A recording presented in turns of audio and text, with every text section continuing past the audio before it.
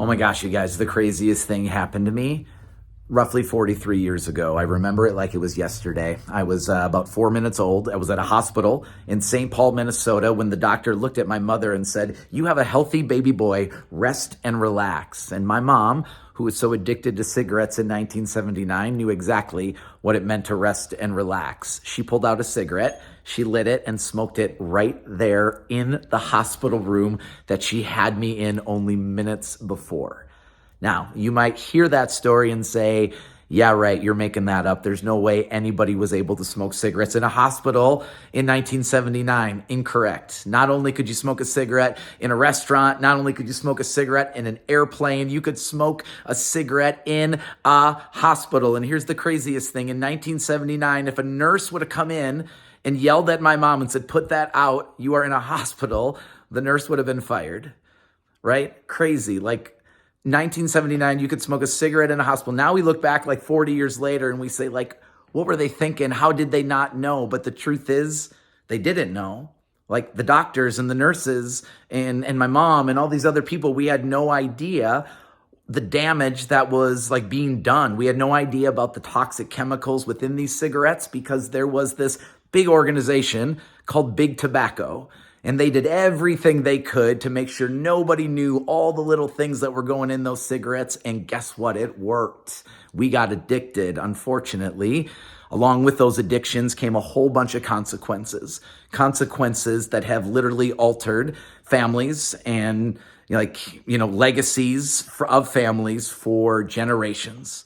Now, in 2022, I believe it is incredibly important that we look in the mirror and we say, what are they going to be saying about us 40 years from now? What is the new addiction? And to me, it is the screens, maybe even the screen you are watching this video on and the one I'm recording this video on right now, right?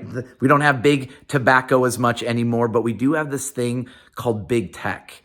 And one thing that they are doing is an amazing job of putting the same kind of dopamine releasing chemicals in these phones that big tobacco put in our cigarettes. And it's having the same sort of impact. We are literally becoming addicted to the screens that we are looking at right now. And unfortunately, just like there were consequences when it came to the addiction in 1979, there are going to be and are a whole host of consequences that are sort of coming forth from this new addiction. Some of the consequences that you might feel or see in your life might have to do with mental health.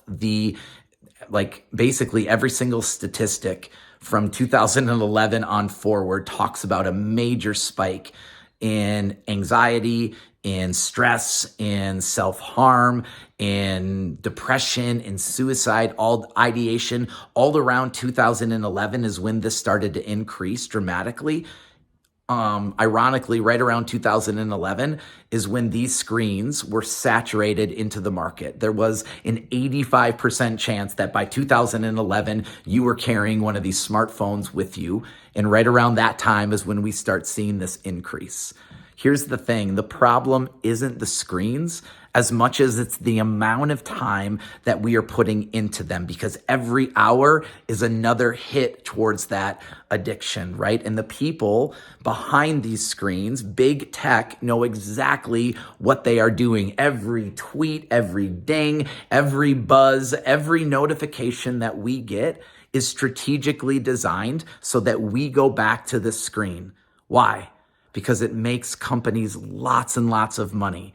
So here we are, the guinea pigs to somebody else's plans on how they can make a whole lot of money. And the consequences that we are facing, unfortunately for some, are changing family legacies, right?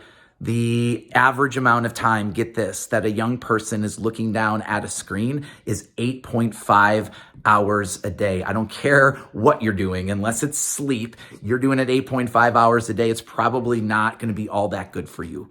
What does 8.5 hours of looking down at a screen lead to? Isolation. What does isolation lead to? Loneliness. What does loneliness lead to? A lot of time, it is the start of depression, right? It's not the whole thing, but it's one of the ingredients that goes into that. Speaking of depression, the average age of depression 30 years ago, get this, was 29 years old.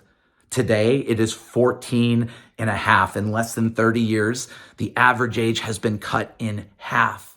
What does depression lead to? Leads to self-harm, oftentimes lead to ideation.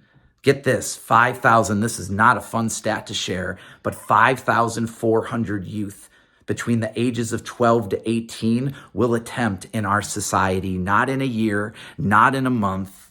That is every single day. Who are these students? Are they the ones that from the outside, when you look at, you can tell they could use a little extra connection? Yep. But it's also the people who on the outside look like they have it all together.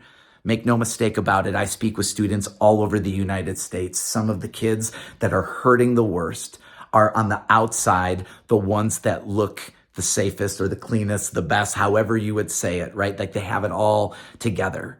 And so this message is a call for all of us, not to throw these screens away and say we're going to hell in a handbasket because of technology. Obviously, that's not it. But what if we looked down a little bit less, looked up a little bit more so that we can feel the power of human connection, which, like oxygen, is a need. It's not a want, it's not a wish, it's a need. And when we look up more, those human connections that we need, we experience. And the other thing about it is we see where our kindness and our compassion can be used, where we can share our light in this world. And when we can do that for others, it inherently has a positive impact on us. So to me, one of the cures that we can be talking about when it comes to this loneliness epidemic and some of the sort of symptoms that are coming with it is how can we reclaim human connection in a very disconnected sort of world? I think it starts and stops by just looking up, right? A little less of this, a little more of connecting with the humans around us so that we can, see where our kindness and compassion can be used, and we can fill our hearts and souls with the necessary sort of things that we need in order to move forward in this world. So you're awesome. I love your faces. I'm sorry that this video got so long, but I just got to talking. So take care. Bye-bye.